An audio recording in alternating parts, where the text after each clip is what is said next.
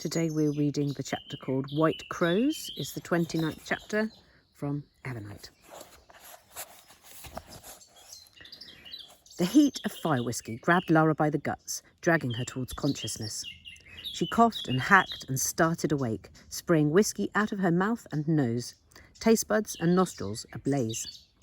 "Easy," said a woman's voice. "Be still, child."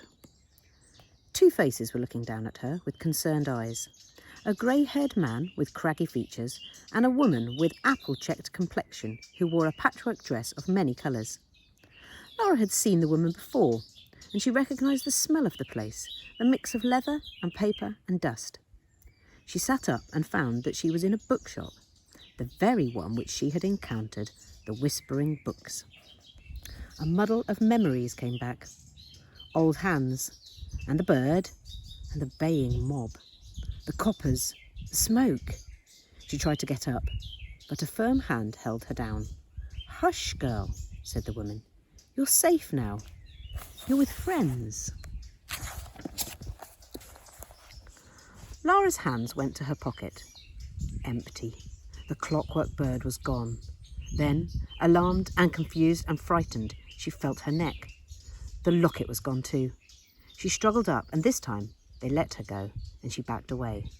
Her body ached from being stamped on by the crowd. "It's all right," the woman told her in a gentle voice. "The coppers can't get you here." "My stuff," said Lara, clawing at the empty place around her neck. "My stuff is gone." "It ain't gone." The woman slipped behind the shop counter and came back holding Lara's necklace and the clockwork bird. Lara snatched the necklace and put it on, feeling better at once.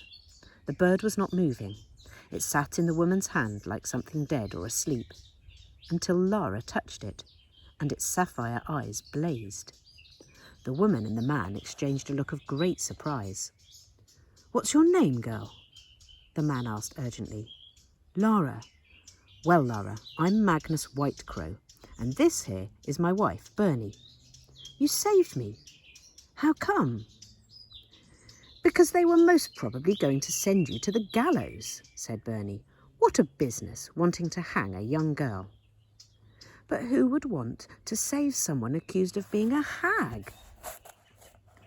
"Everyone hates hags, unless you're hags. Oh, but I can't be here. I'm in enough trouble as it is." The woman, Bernie, reached into her pocket and brought out a fat cigar. She lit it and took a slow, calm puff. "I'll thank you not to use the word hag in my company. It's a dirty expression invented by white witches after they broke away and joined the Silver Kingdom." She took another puff from the cigar and then used it to point at Lara. "I have been around for quite a long time, you know, love. I've seen a thing or two, but in all my years, I've never met a witch who doesn't know she's a witch." "Me?" said Lara, putting her hands to her chest. The bird fluttered from one shoulder to the other, pecking at the frizzy ends of her black hair. "I'm not a witch. I'm a girl from the streets, that's all." "Pfft! And I'm a fairy godmother. You're a witch, love. You mark my words. Listen, you hear that in the air? That sound of like crystal and starlight and glass dreams. That's magic, that is." Lara listened, and at once she became aware of a whisper, familiar and spooky. "Magic? You can hear magic?" Bernie Whitecrow looked to the heavens as if pleading for patience. "Because you are a witch." "What I'd like to know," said Magnus, "is how you came to grow up not knowing what you are. Where are your parents?"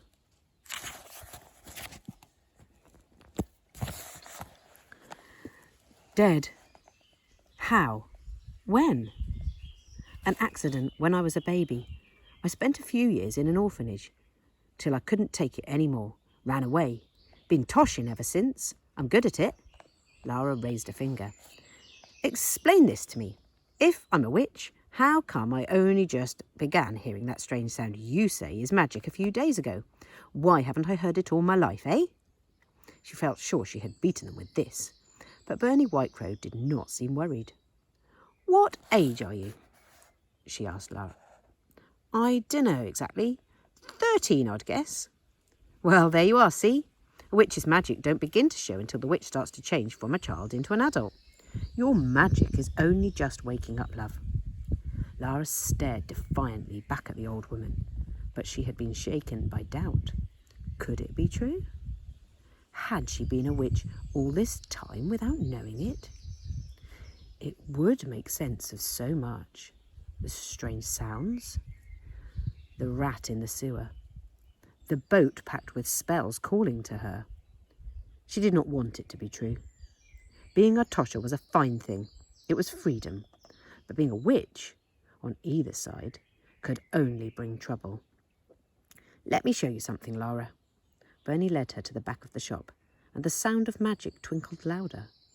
They came to the bookcase Lara had been drawn to on her last visit, and sure enough, Bernie reached for that same book. Pulled, and the bookcase lowered into the floor, leaving the open doorway to the secret room. As before, musical, glass-fragile voices spilled from the books on the shelves. Lara breathed in the smell of old pages and the scent of forgotten stories. Books are magic objects, Bernie told her. Not the sort that needs a wand or a cauldron. A different type of magic. It's in the pages, the words. A good story buries its way inside you, becomes part of you, changes who you are. That's why I opened this shop. I still deal in magic here, just not the kind they can arrest me for. At least, not for the most part. She lifted one of the books from the shelf in the secret chamber and blew the dust from it. Take a look. Lara fanned through the pages. The dust got inside her nose and made her sneeze. Now, said Bernie, I want you to close the book and run your finger down the spine, from top to bottom. Lara did as she was asked. Open it again. This time the book fell open in two halves, and the pages, the very same pages Lara had been leafing through only moments ago, had been hollowed out to create a small chamber. Inside the chamber was a glass bottle. Bernie reached out and touched the bottle, and at once a silver coil of smoke sparked inside. A spell? Lara's eyes followed the light around the inside of the bottle. But this is against the law. I can't be here. You're hags. Listen, child, this talk of hags has got to stop. Mrs. Hester goes on about hags being evil, hags wanting to kill, hags wanting to rule. It's nonsense. If anyone's evil, it's her. How else would you describe a woman who takes away the souls of her people and locks them in cages? Lara's thoughts jumped back to the white witch she'd almost seen hanged in Reaper's Square, to the sorrow and fear in his face, and to that strange glowing thing in the cage. His soul. It did seem evil to break a person into pieces like that. She leaned closer and tapped the bottle. So what does this spell do? Bernie Whitecrows smiled. It's a healing potion. A wondrous thing. Could heal so much of the disease and sickness in this city, if only it were recognised. As it is, it's only available on the black market, and every day poor people are dying unnecessarily. As Bernie spoke, Lara noticed her eyes fell many times upon the clockwork bird, and when they did, they filled with wonder. Lara let the bird hop onto her finger. Why do you keep looking at it, Mrs. Whitecrow? Bernie Whitecrow's eyes reflected the blue glow from the clockwork bird's own sapphire eyes. Have you ever heard of the doomsday spell, Lara? No, I don't know anything about magic at all, I keep telling you. But surely you've heard of Westerly Witch. This was familiar. That's where the other witches live, I think. Bingo. Westerly Witch is the historic home of all witches in the world.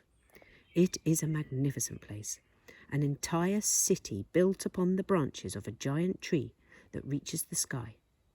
Every year, Lara, the mother tree blooms with great glowing flowers, the blossom, and those flowers breathe magic into the world. This is where all magic comes from, where witches get their power. And what's that to do with me? Just listen, girl. Hundreds of years ago, Sam Hawke, the greatest witch who ever lived, created a spell to protect us from the dangers left behind long ago by the gods. The most powerful spell ever made. He called it the Doomsday Spell, and it was kept safe in Westerly Witch for centuries, until the Civil War.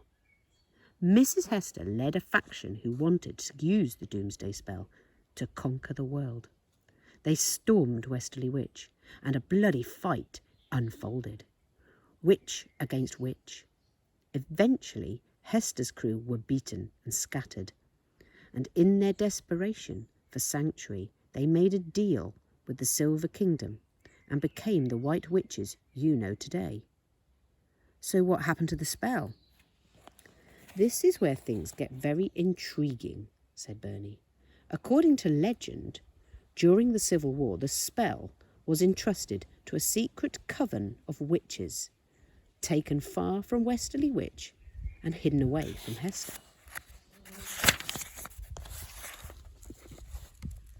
Mangus Whitecrows joined them, clutching a large cobweb-covered book. He nodded towards the clockwork bird. Birds are sacred creatures to witches. We believe that when we die, the grey Alice has led us across the desert to the bones. A bird will carry our soul to the next life.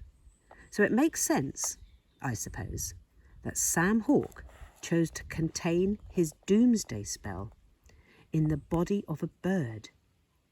He opened the book, sending a plume of old dust into the chamber. Lara studied the page. A fine drawing of a group of people in long robes. The witches of long ago, she supposed, gathering around an ornate plinth. On the plinth sat a bird. Lara squinted at the page, moved closer, her pulse quickening. The drawing of the bird was recognisable at once.